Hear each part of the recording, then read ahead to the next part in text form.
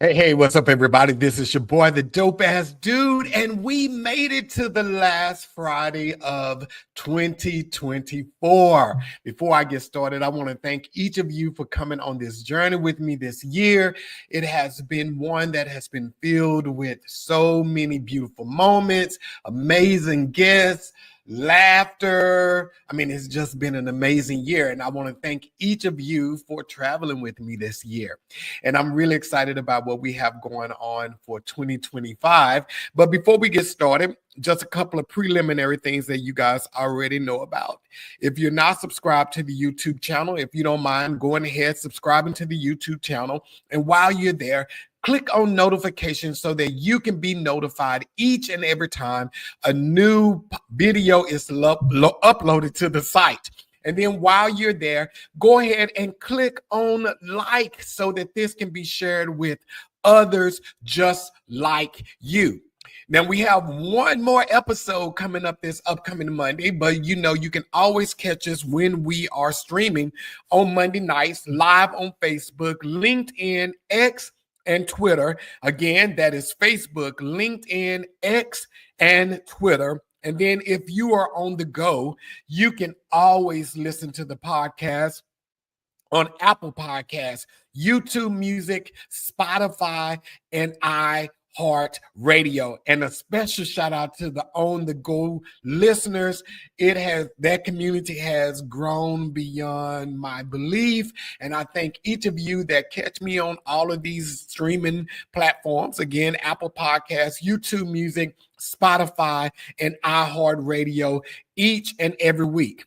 Now, if you're not following me on Instagram and TikTok, you can follow me on both platforms at the Dope Ass Dude Podcast. And you can also follow me on Threads at the Dope Ass Dude Podcast. So again, Instagram, TikTok, and Threads, you can follow me at the Dope Ass Dude Podcast on all three of those platforms. Now, I'm really excited today because this is the last Friday of the year. So I wanted to do a little recap with you all on some lessons that I have learned throughout 2024 that I think would be beneficial to you, because through time and practice and experiencing and encountering a lot of stuff this year, a lot of these things have made me a better version of myself. So I wanted to share it with you all. So let's go ahead and get on to it. First, now I think we've all heard, and we've even said this here, matching energy. I'm going to match their energy. And one thing I've learned, because I've said that before as well, but one thing I have learned about matching energy, normally when we are matching energy, we are decreasing our own energy. We are going lower than what we believe we deserve, what we believe we want, to match what someone is giving to us. So in some regards, we are settling. And that's one thing that I said and I think I stopped saying the whole matching energy thing back in March of this year, because I realized in that moment, I'm settling for behavior and actions and words that I believe I deserve better. So if I'm matching someone's energy, if they're giving me less than what I want, maybe I need to do some examination of who I have in my life, and maybe I need to cut some people off. And many of you know I am one who says all the time, I'm never impressed with people. I can go to someone's home and they can have a multi-million-dollar home. I'm not impressed with that. If anything, I want to leave there inspired to work harder, inspired to be, to come home and decorate my own house. I go to so many people's houses and it's beautifully decorated, and I enjoy and I celebrate them for what they have and who they are and what they are doing. But many times I leave their place and I feel inspired to go buy a new pillow for my couch, or some candles for my house or something. And I think that's what life is supposed to be about: increasing your energy, increasing your vibration, stepping up, finding people who inspire you, who wants to make you become a better version of yourself. If you are matching someone's energy, truth is you're settling for less than what you want. So I have stopped saying that whole matching energy thing. I've stopped acting the whole matching energy thing, because one thing I do know is I know what I want. I know what I deserve. I know what I give.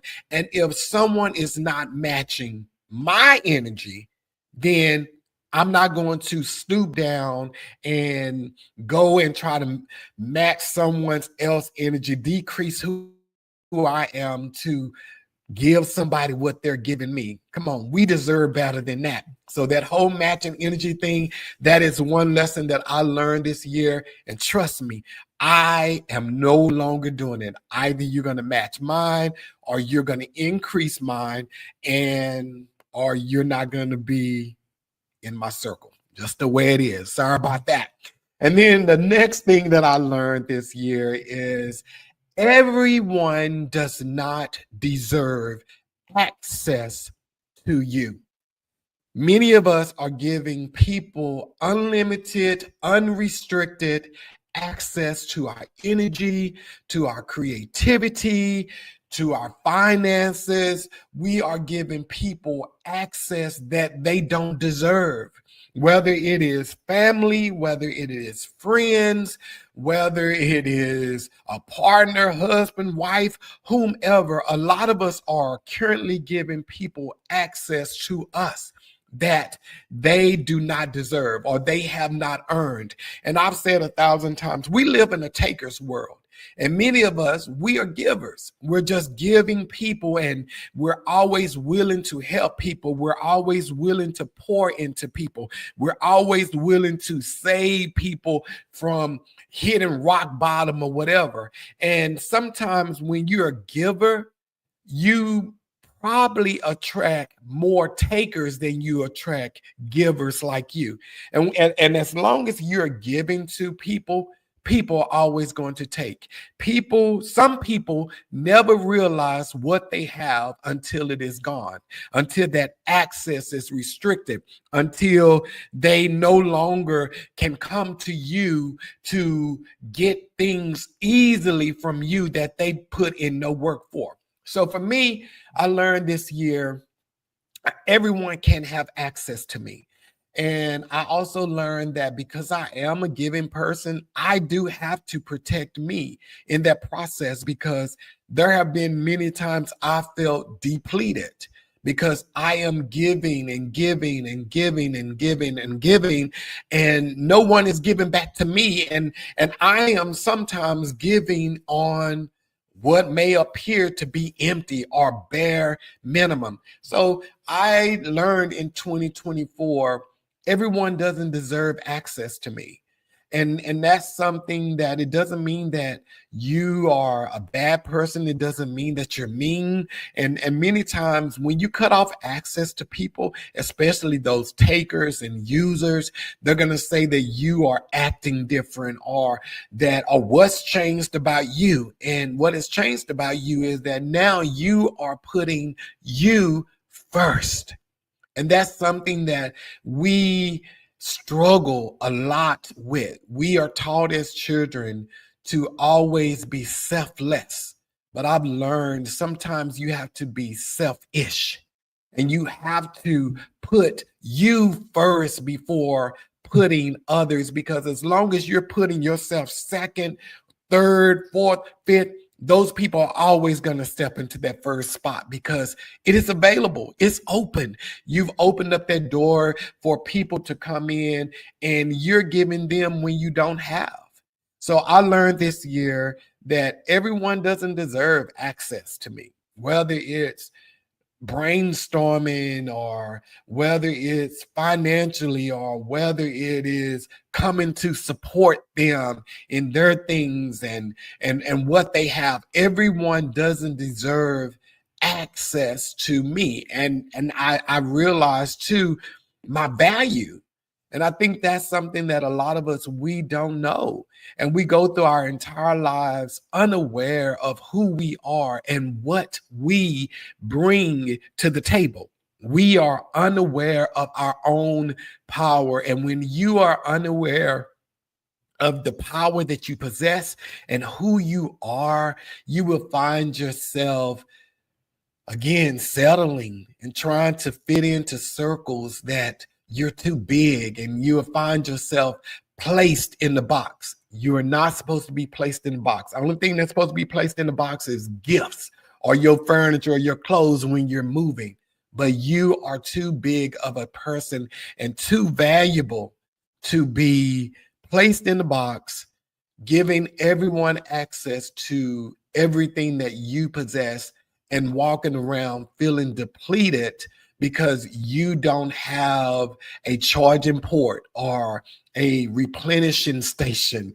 You don't take the time to actually do something for you. So I just encourage you, if you're watching this podcast, sometimes you may have to cut some people off or restrict or limit or set boundaries. That's it. Set boundaries with some of these people and let them know, hey, I'm your friend, but I can't do that anymore, or I won't do that anymore. And if they can't deal with that, then hey, guess what? They're lost. They're lost because you are truly a prize. So the next thing I learned in 2024 is to zoom out because I'm too close. And what I mean by that is I have been guilty of zooming in so close on things that I only see what is right in front of me. And most times the picture and the screen is much bigger. But because I'm zoomed in on this one area, I can't see everything else around it. So I learned this year, I need to step back. I need to see the full picture, the full like movie theater screen. I need to see it all. And especially when it comes to God. I have, and I've said this before on one of the podcasts, and many times I've minimized God. I know he's a big God, and in my head, even when I'm minimizing him, he's still big, but God is so much bigger than what I can imagine. I mean, I can't even view his width or his height of how big he is. It's like when you zoom out, you're still not far enough back to see the magnitude of who God is. And that is something that I've learned, that I know that I'm destined for great things. I do know that. I believe that with every fiber in me. And sometimes I just zoom in on what's right in front of me when God is saying, no, I need you to zoom bigger. I need you to zoom out and see everything and see more of what I have for you. And when I start practicing that and I stop zooming in so close on what was applicable to me in that moment and start seeing what was applicable in that moment, what is happening in the future and everything, my mind just opened up, opportunities opened up, and doors began to open because I was more open to seeing more than just what was right in front of me. So I share that with you. You know, sometimes we have to zoom out. Like we have to zoom out on our situations. We have to zoom out on our future. We have to zoom out on God. And with God, zoom out as far as you can. And I guarantee you, however far you zoom out, is still not far enough. So I had to learn that this year, and it's a beautiful lesson that I learned, and I'm quite sure I'm still probably a little bit too close and still haven't zoomed out far enough, but at least I'm not as close up on and minimizing and seeing things right in front of me like I was at the beginning of 2024. So I'm happy about that. Next thing that I want to talk to you all about is, and I'm really working on getting some merchandise that says this, that says, okay, we'll go with that. And what I mean by that is I've learned sometimes you just have to like let people do them. You know, don't try to change people. If people want to stay whatever level they're on, allow them to stay there. That's their freedom. And then also when people, we get bent out of shape when we hear things about us. Okay, we'll go with it. That's their opinion. That's their truth. That's their lie. That's their gossip. And whatever people want to believe or, don't argue with people. Just say, okay, we'll go with that. And you move on to bigger and better things and allow them to stay where they are. Many times we'll stick around and we'll argue with people, trying to convince them to see us for who we are. And here is the truth. Some people don't have the capacity to see you for who you are. And when we realize that, and we realize that everyone isn't going to go to every level with us. Everyone is not going to see us in our future. There are going to be some people that see you for who you used to be. And they can never see you for who you are, never can see you for who you are going to be. They only see you for who you used to be. And those people, you don't try to change them. You say, okay, we'll go with that and leave them stuck in your past. But while they're stuck in your past, you move into your future and leave them there. And you'll realize that many of us, we are holding on to people that we should have let go a long time ago. But we're holding on to these people because we are loyal. We love them. We have relationships with them, and we want as family, and we want them to go into the future with us. We want them to witness and benefit from what our future holds for us. And that's not the case all the time. Everyone is not going to go to every level you are going to go into. So it's like an elevator ride up. Everyone gets on the elevator. As you go up to floor 2, some people are going to get off. Floor 6, some people are going to get off.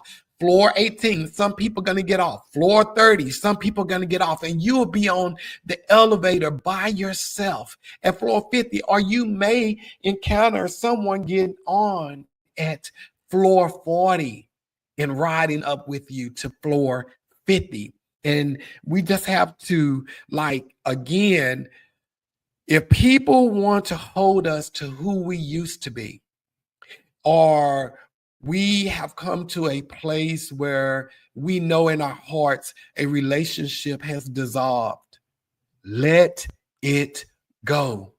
And it's okay. It's okay to move on to your next level and move on to your next level alone, because sometimes you move in alone, but once you get to that next level, there'll be somebody there for you to connect with, someone to push you and encourage you and walk with you to the next level. But learn how to let people go, not to argue with people. Like I said, when somebody want to argue with you, or they want to think some way about you, or they want to say this, or they want to say that, you just say, okay, we'll go with that. And you move on. And one of my last things that I've learned this year, and this is something that I kind of experienced this at the beginning part of the year, and I had to learn this. Yeah, I had to learn this here. So many times we forgive people, and when we forgive them and out of sight, out of mind, we don't see them, and we move on with our life, and then out of nowhere we run into people. And when we run into them, like for me, I ran into someone that I believe did me poorly, and I hadn't seen them in over a year, and out of nowhere I run into them. And when I run into them, I spoke or acknowledged them, and I kept it moving. But I found myself being out of shape for a couple of days. And I was like, I can't believe they did this here, or they was trying to hold a conversation with me and they did me like this and they did me like this. And I was sitting up here and I was pissed off. But taking into consideration, and I didn't do this at that moment, that was my first time seeing them in over a year. So you think you're gonna you good, but then when you run into them, it triggers all of these feelings that you thought were buried, and maybe they are, but it triggers memories and all of these type of things. And I learned in that moment, first I had to forgive them again. I had to forgive them again, because I think a lot of times we've heard over time that you're supposed to forgive and forget. Some things you will never forget, and that's okay. Some things you would never forget, and some things aren't meant for you to forget. Some things are tattooed on your brain for you to always remember the act, so that you will never, ever make those decisions ever again in your life. So everything is not for us to forget, but we get forgiveness mixed up sometimes. We think that once you forgive, you're supposed to forget it and then it's over with, and you just move on with your life and you don't think anything else of it, and you just go on. That's not the way it works. Sometimes you have to forgive people multiple times. You have to forgive them until you reach that place that you have no triggers. And to be honest, I've seen this person a couple of times since back in January. After that first time, that initial shock of seeing them, now I see them, I feel nothing. I feel nothing. And but also when I saw them back in January, I had to forgive me, the old version of me. I had to forgive that old version, because the old version allowed things to transpire in my life that hurt me really, really, really bad. And so I had to forgive that version of myself for allowing those things that I knew that I was better than, those things that I knew I deserved better than. I had to forgive myself for allowing those things to transpire. And that's just the way it is. You know, forgiveness is multi-layered. You have to forgive them, you have to forgive you, and then you have to extend grace to yourself, to know that you are human, that life happens, things happen, and you just move on from it. And yeah, you just forgive. Like I said, sometimes some people you have to forgive them multiple times, and sometimes it's every day, especially when the wounds and the cuts and bruises are new and fresh. Sometimes you have to forgive multiple times, and every time that the thought crosses your mind, sometimes we have to say, I forgive you for what you did to me. And then you have to say, I forgive me for allowing that to happen. Because many of the things we could have walked away from, there are some circumstances that we are unable to walk away from, but there are some that we just chose to stick around for fear, out of many reasons. But I had to learn that. And like I said, you know, forgiveness is something that happens more than once. And once we, get that in our head, that it may be a while and you may not see someone, and if it triggers, you have some triggers when you do see them, just forgive them in that moment and forgive you and move on. It doesn't mean that you're weak. It doesn't mean that you're still holding on to old stuff. It just means that you're human. But, these are a couple of things that I learned this year that I wanted to share with each of you. And I hope that, 2025, I know that this is the time of the year that we're making New Year's resolutions and we're planning for the new year, because there are four different things. I think there are people who had an exceptional year. There are some people who had, this was the worst year of their life. And then there are those people that just existed this year. You know, you didn't have a bad year. You didn't have a good year. You just woke up every morning and went with the flow. And then there are those of you that this was the year of shifting. You know, this was the year of shifting. God was shifting things, whether it was a job, you may have lost a job and it's time for you to pivot and go into something else, maybe into your dream career.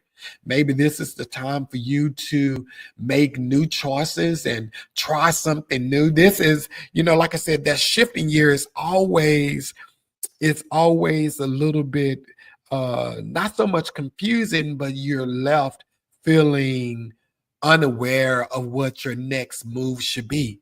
But I encourage you today, don't just sit there. You know, when you're going through those shifting moments, you're in a great position. You're in a position to pivot and try something different or do what you've always wanted to do.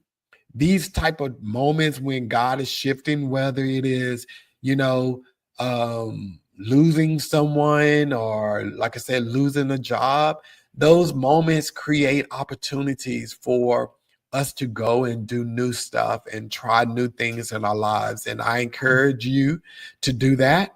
I encourage you to just get out and for 2025, expect the best. And whatever the best is, whatever the best looks like for you this very day, December the 27th, 2025, only you will know what 2025 was for you.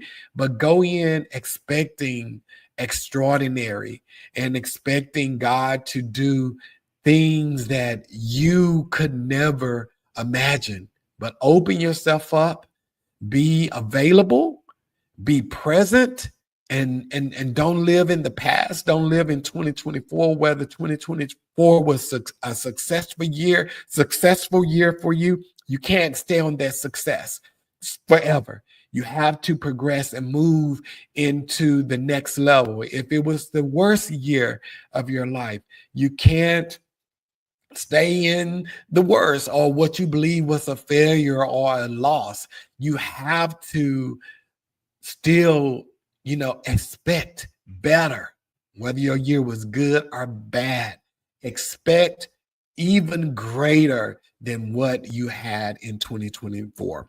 And I thank you. And I just encourage every one of you. Final podcast is this upcoming Monday with Shanna Lee Dixon as my guest. I encourage each of you to tune in Monday, 7 p.m. Central Standard Time. And let's close out this year on an ultimate high, because Monday is actually the season finale of season 8. So let's close out the year with the biggest numbers for the podcast. So hint, make sure you watch it.